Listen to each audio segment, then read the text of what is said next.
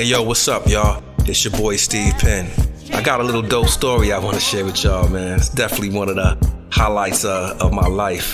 Going back to 1994, I was a junior at Kennedy High School in Waterbury, Connecticut.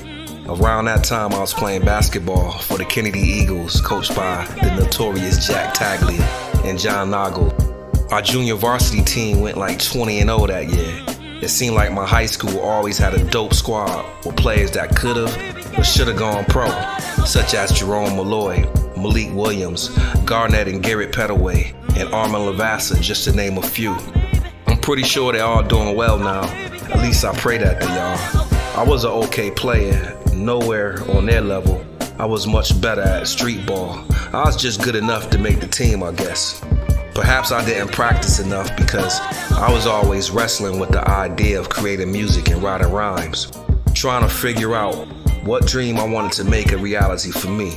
Do I want to work on a skill that doesn't come naturally and try to make it to the NBA? Or do I polish the skills that come naturally to me, like making beats and writing rhymes that can possibly land me a record deal or a song on someone's movie soundtrack? As a 17-year-old, it wasn't hard to make that decision. I choose to focus all my attention on creating music. And to support my decision, I had creative people around me that gave me confirmation. People like Ben Brown, Kool Keith, R.I.P. These was the first producers I worked with when I was like 12 years old. It was with these guys that I first laid my eyes on an MPC 60.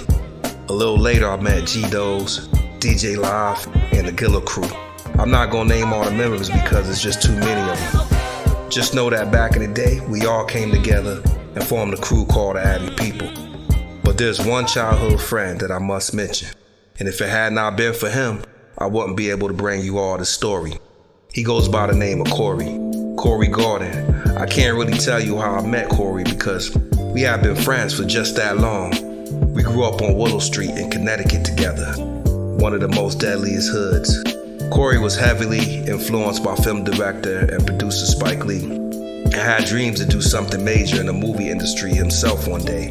He studied Spike. We both studied Spike. And we'll often film scenes around our neighborhood mimicking Lee's creative abstract style of filming.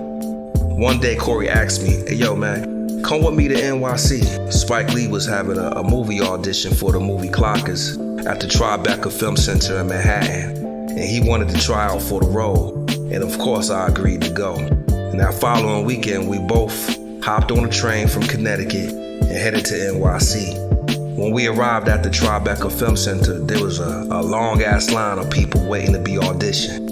We were both like, shit man, maybe this wasn't a good idea. It was mad people out there.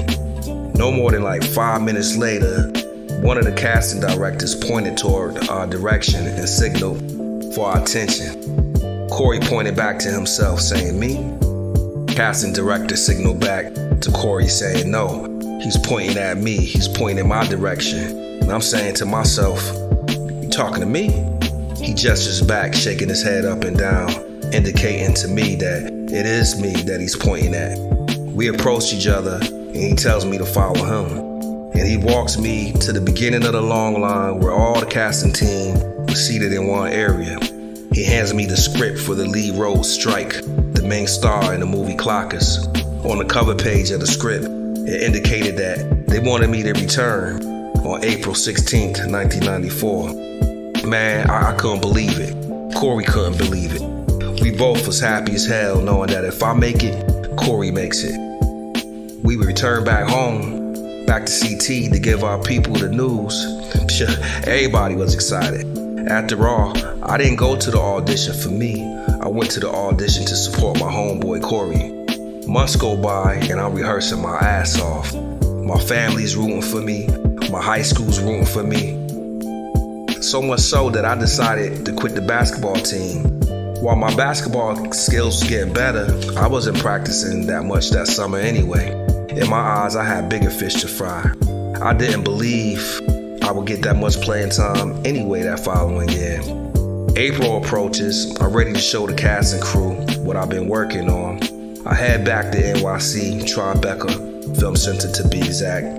I step to a different section of the building, a more sophisticated part of the building, and not nearly as many people that was there. I was nervous, but I was confident because I knew I had practiced with all my might. I'm waiting in the waiting room. I'm waiting for my name to be called, and suddenly it happened. Steve Penn, you next. Are you ready? I'm like, most definitely, let's go. I rehearsed my ass off for this moment. The receptionist said, follow me. She brought me to the small office, and when I stepped inside, Spike was sitting right there. I wasn't shell-shocked. The nervousness completely went away because I was fascinated that I was in the presence of Spike Lee. Just me and him. To be honest, I really just wanted to chop it up with him. And even though I was prepared for my audition, I almost forgot what I was there for. We stared at each other, and then he replies, go ahead, let me hear what you got. I acted out the role of Strike, what seemed to be to me flawless. When I was finished, all he said was, okay. I'm like, yo, that's it? No feedback? I exited the office feeling defeated. I rode back to CT on a train, thinking of all the things I could have done better, let alone the fact that I had to tell the people who was rooting for me what happened. I didn't receive any response of how my audition went in the eyes of Spike.